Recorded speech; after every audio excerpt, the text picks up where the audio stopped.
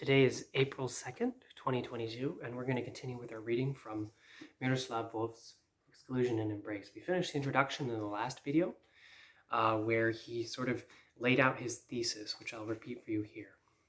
His thesis for ethics is that, and particularly for dealing with identity problems, is that the will to give ourselves to others and to welcome them, to readjust our identities, to make space for them, is prior to any judgment about others, except that of identifying them in their humanity. And he rooted his response to identitarianism and to globalism in a Trinitarian theology, as opposed to a humanity that is rooted in capacities. He rooted humanity ultimately in our relation to God. So we're going to read from chapter 1, titled The Cross, the Self, and the Other. Section 1 is titled Images of Three Cities. And as I read, there's going to be less commentary from me because the introduction is something that I'm more familiar with the topics he was discussing, but here I'm actually, learning alongside you a lot more. So I'm just going to be reading. Images of Three Cities. When Los Angeles exploded in the spring of 1992, a letter of invitation was lying on my desk in Pasadena. I was to come to the city of Prussian greatness, Potsdam, and speak at a conference of the German Gesellschaft für Evangelische Theologie. Again, forgive my pronunciation. The theme was timely: God's Spirit and God's people in the social and cultural upheavals in Europe. On the flyer about the conference, I read, "The hope for emergence of a new democracy in Europe, which has inspired so many people in East and West, has not been fulfilled.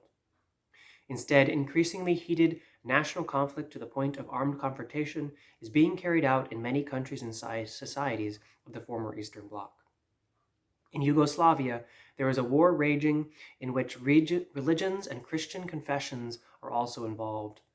At the same time, in the West, there is a spreading European listlessness about which neo-nationalist and neo-fascist groups profit.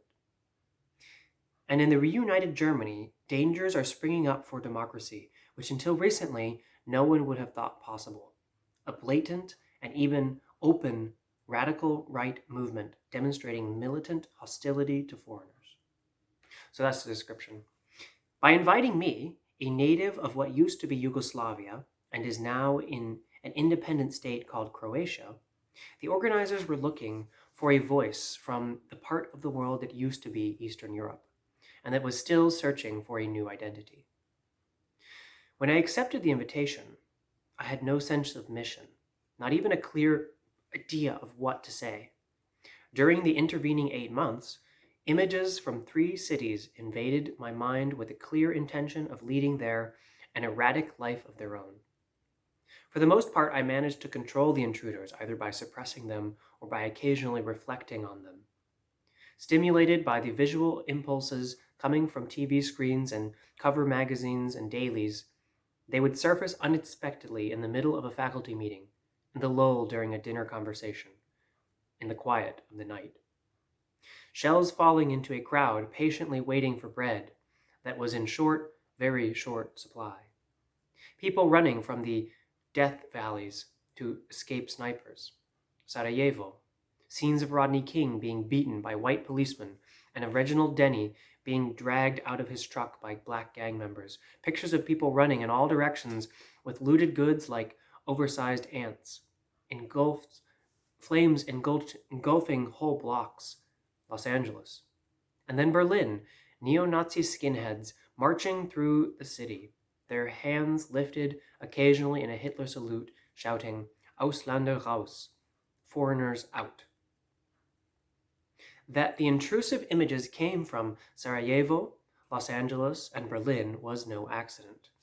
These cities represented respectively the country of my origin, the location of my residence, and the place I was to speak on the cultural and social upheavals in Europe. What they had in common, however, was more than just accidents of my biography in the year 1992. They were connected by a history of vicious cultural, ethnic, and racial strife. That was not the only history of these cities, of course. Did not Catholic Croats Orthodox Serbs, Muslims, and Jews live peacefully next to each other for centuries in Sarajevo, just as their many churches, mosques, and synagogues did? Is there not some truth to the official myth of Los Angeles as a city in which each of its 200 cultural and ethnic groups bring its own ethos, arts, ideas, and skills to a community that welcomes and encourages diversity and grows stronger by taking the best from it, all of them comprising a mosaic with every color distinct, vibrant, and essential to the whole? Was not Berlin the city in which the wall separating East and West had fallen down? Remember, this is occurring in 1992, so right after the collapse of the Soviet Union and very soon after the fall of the Berlin Wall. Such narratives of harmony notwithstanding, there is an ugly history to these cities too. As the images that hounded me insisted, and it did not start yesterday. Already in the 1920s, the Croat Nobel laureate Ivo Andrić thought it symbolic that the clocks on the churches and the mosques in Sarajevo were at odds when striking on the hour. This being at odds spoke of difference. And difference in Bosnia, he wrote, was close to hate and often identical with it. In Los Angeles, before there was the upheaval of 1992, there was the Watts Uprising of 1965, triggered by a California highway patrolman following a black man off the freeway, but caused by centuries of racial prejudice and oppression.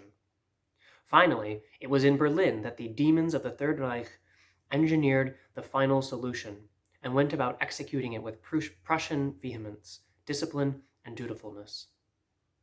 The images from the three cities almost forced upon me the theme of my talk in Potsdam.